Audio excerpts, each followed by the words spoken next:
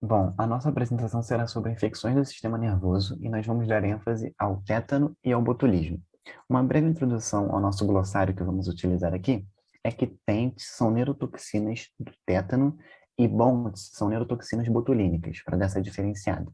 E agora a gente vai começar falando sobre o contexto histórico dessas doenças.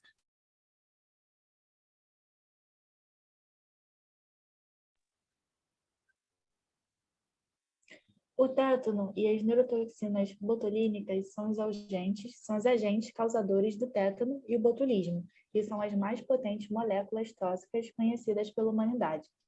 Essa potência é atribuída a dois fatores. O primeiro, sua especificidade para componentes essenciais da maquinaria de liberação de neurotransmissores presentes nas sinapses de vertebrados e o seu direcionamento de alta afinidade para neurônios motores pela ligação a gangliosídeos e receptores de proteínas. Essas neurotoxinas são produzidas por Clostridium tetani e vários sorotipos de Clostridium botulinum, que juntos formam a família das neurotoxinas de Clostridium, que são as CNT. E como elas atuam?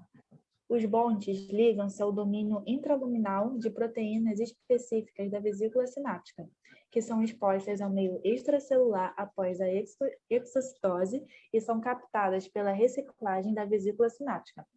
Uma proporção considerável das moléculas bond permanece na junção neuromuscular, onde a sua porção protease é liberada no citoplasma, bloqueando a transmissão sináptica e causando a paralisia flácida.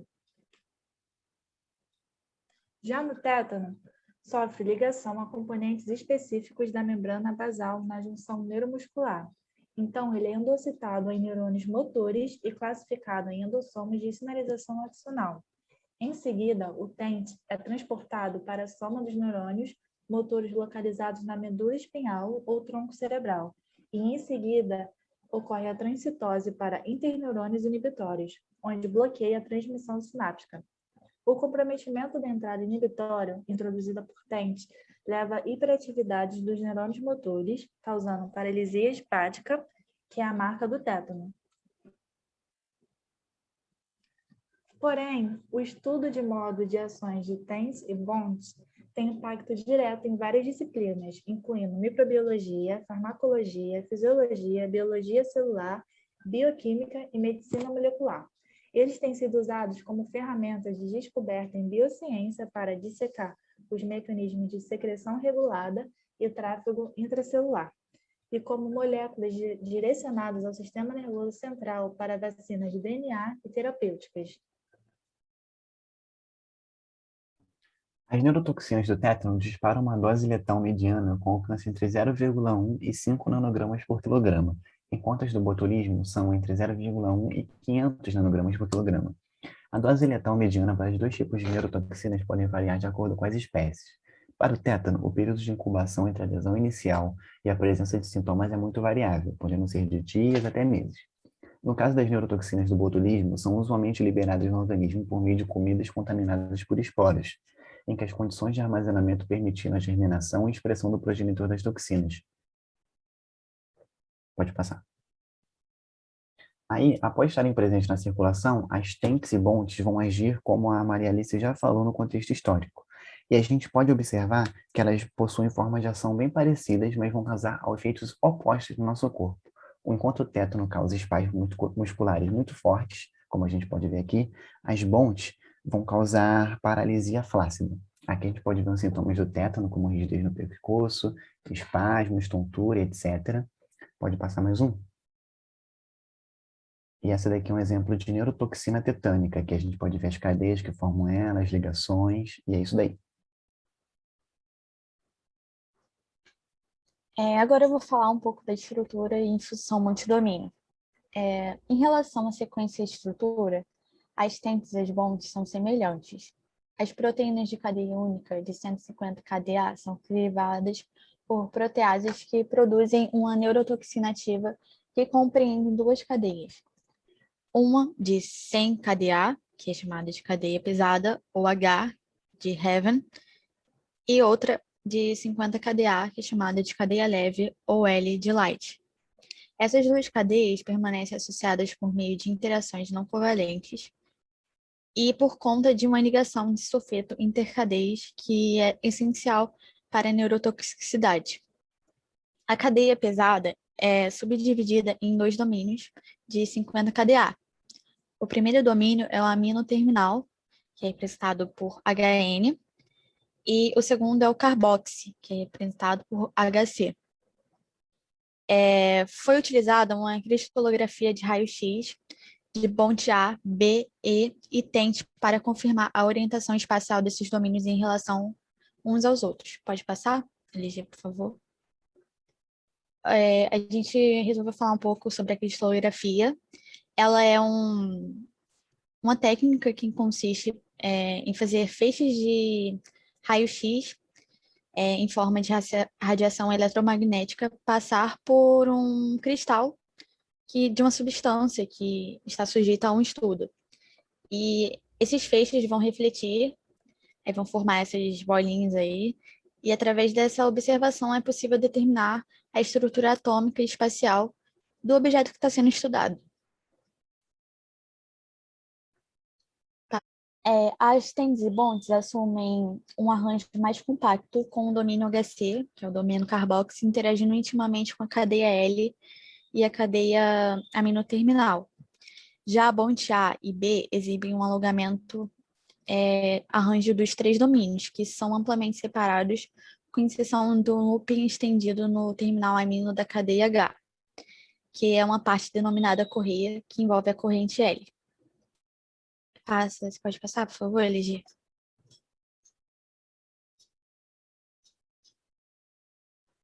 O domínio HC dos CNTs é responsável por seus neurônios específicos. Essa ligação é composta por dois subdomínios de aproximadamente mesmo tamanho. Enquanto o subterminal aminodomínio, que é o HCN, é estruturalmente semelhante ao de ligação a carboidratos da família lectina. O subdomínio terminal carbox, que é o HCC, é homólogo aos domínios envolvidos nas interações proteína-proteína. HCC de CNTs apresenta maior grau de sequência e estrutura.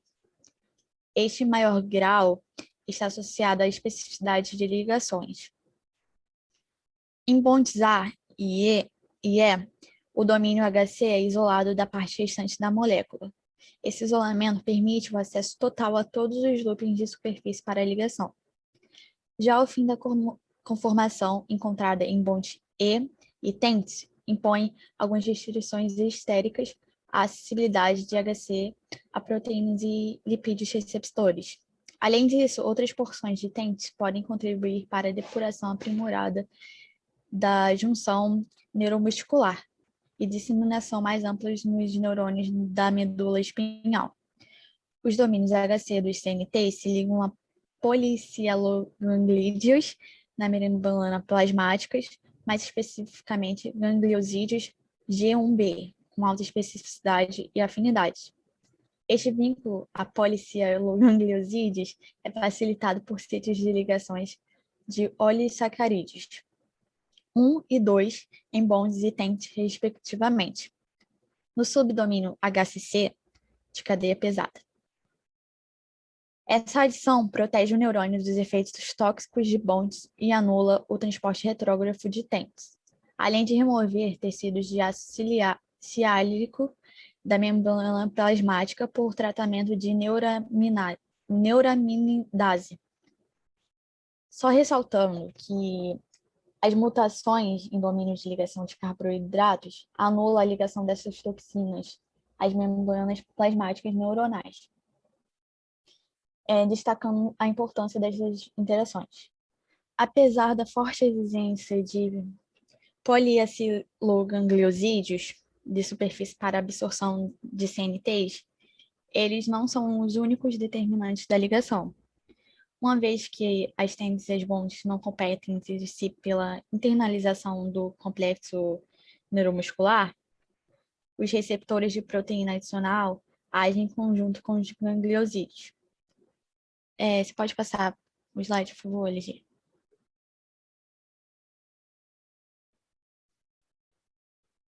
Passa mais.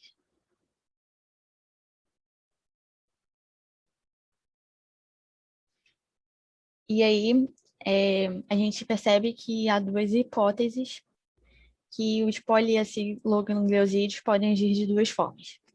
Na primeira forma, eles recrutam as tensas bondes para regiões específicas da membrana plasmática, que essas regiões são enriquecidas por um receptor de proteína.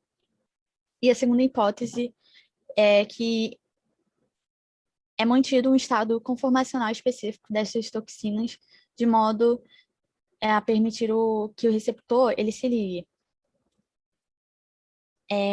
A translocação dependente de pH da cadeia L endoluminal cítico no citosol é mediada pela parte amino-terminal da cadeia H. O HN é composto por uma correia interagindo intimamente com a cadeia L e uma porção central contendo dois longos alfa-hélices. A função deste domínio foi descrita há muito tempo, mas o mecanismo exato subjacente à transferência da cadeia L ao citosol é controversa. Descobertas recentes demonstram que a redução da ponte de sulfeto ligando as cadeias H e L pelo sistema tiorredoxina-redutase-tiorredoxina é necessário para a liberação da cadeia L no citosol e a inibição da tiorredoxina-redutase-tiorredoxina. É importante ressaltar que a atividade dessa tiorredoxina previne a intoxicação de neurônio in vitro. Aí volta o slide, por favor.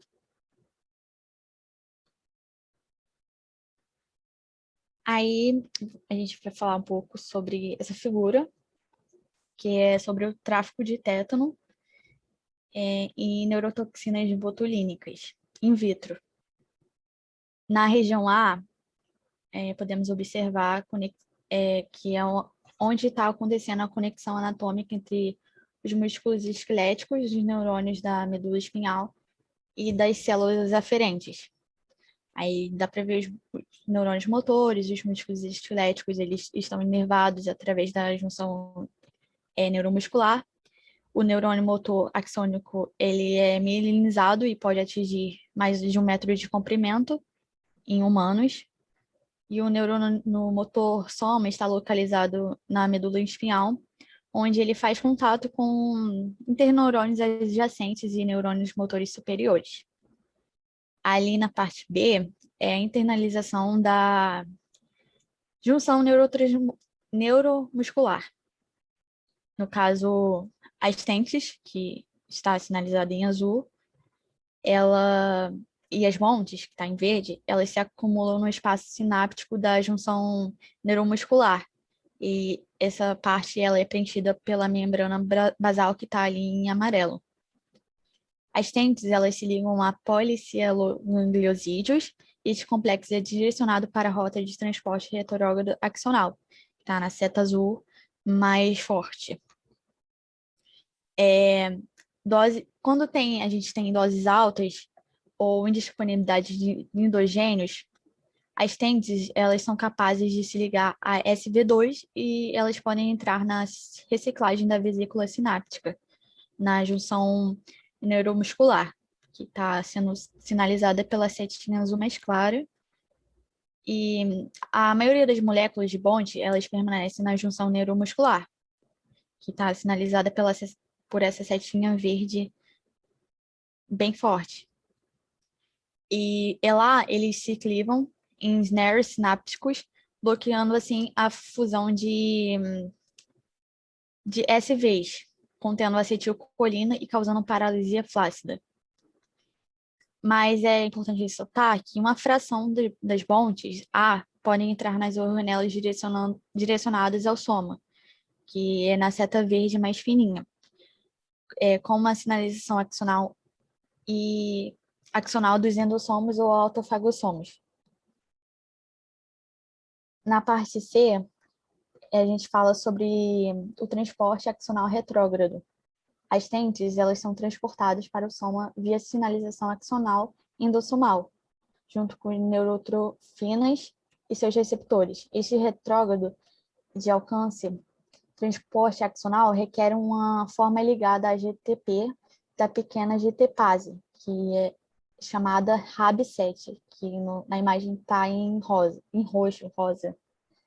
E é dependente do motor baseado em microtúbulos, que é chamado de ineína citoplasmática, que está em vermelho. Já na imagem C, é a transferência interneural dos assistentes para o inibidor em interneurônios. Lá, o neurônio motor, soma, na medula espinhal, quando ele está lá, a TENT é liberada no meio extracelular e é internalizado pela reciclagem de SV em interneurônios inibitórios.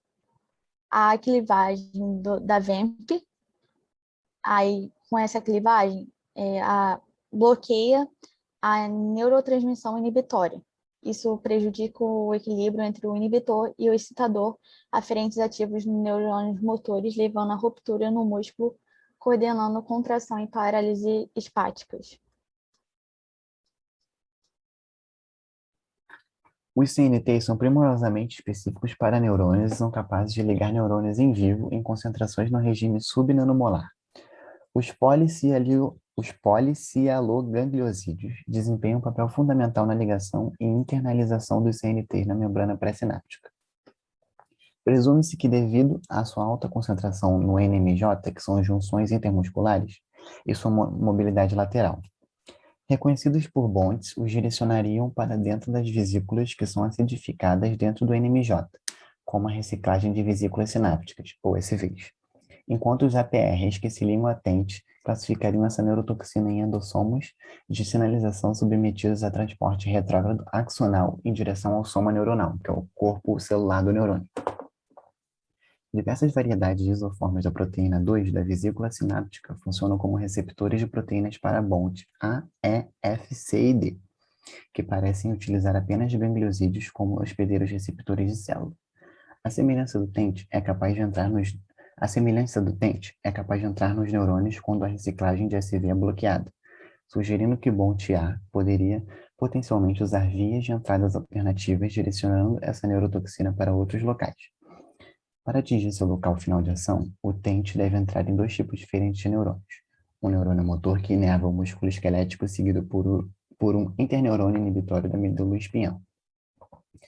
Em seguida, se os sítios de ligação de TENT estivessem presentes na reciclagem de SVs, há então um aumento na taxa de estimulação neuronal que deve levar a um aumento na ligação de toxina à membrana. Devido à presença de dois locais de ligação a gangliosídeo no domínio HC de TENT, foi proposto que se baseasse apenas na ligação de lipídios para sua entrada celular.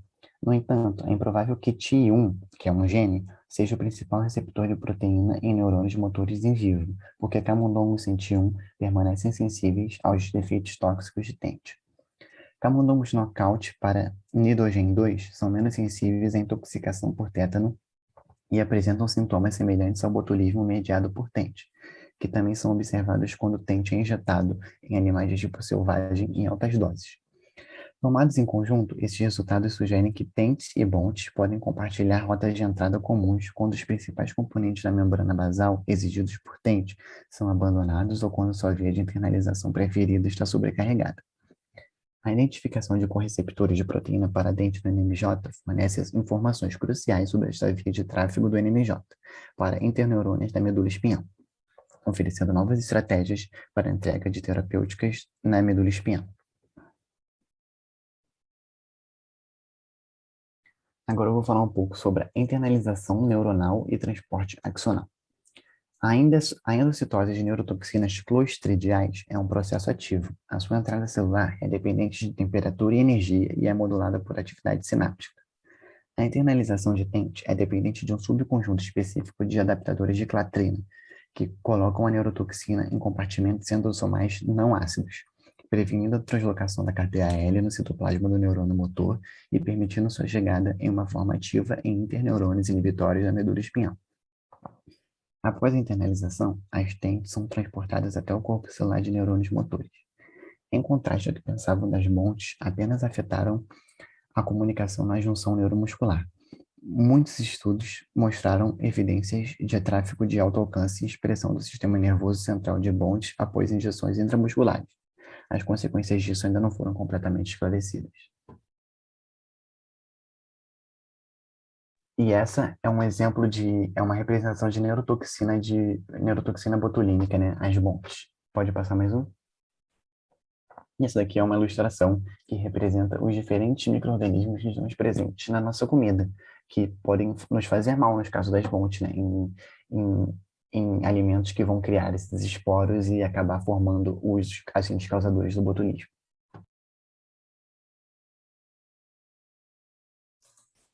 Eu vou falar um pouco agora das perspectivas futuras. Uma vez que tent bonds são capazes de ser classificados para rota axonal de tráfego retrógrado, né, e sofrer transferência neuronal em vivo, foi proposto que fragmentos não tóxicos de CNTs podem ser usados como agentes de direcionamento para a entrega de tratamentos, tais como proteínas recombinantes ou DNA no sistema nervoso central. Foi demonstrado que as quimeras de HCT e várias proteínas são internalizadas com sucesso e passam por transporte retrógrado axonal, mantendo sua atividade enzimática após a entrega à área-alvo. É importante ressaltar que essa fusão de proteínas HCT demonstraram se transferir através das sinapses em vivo, acessar neurônios de segunda ordem e de ordem superior e entregar sua carga ao citosol neuronal, quando fundido com proteínas competentes para translocação, por exemplo, toxina da difteria. A fusão da cardiotrofina 1 e HCT também promoveu a sobrevivência do neurônio motor, enquanto uma quimera do fator antiapoptótico BCL, XL e HCT diminuiu a apoptose induzida por excitotoxicidade mediada por glutamato. A quimera grampeada não apresentou efeitos paralíticos periféricos e reduziu significativamente a aumentada sensibilidade nociceptiva encontrada em modelos animais inflamatórios, cirúrgica e dor neuropática. Embora esses estudos tenham explorado o potencial das recombinantes quimeras de proteínas, algumas tentativas foram feitas para expressar diretamente essa proteína de fusão, entregando DNA exógeno.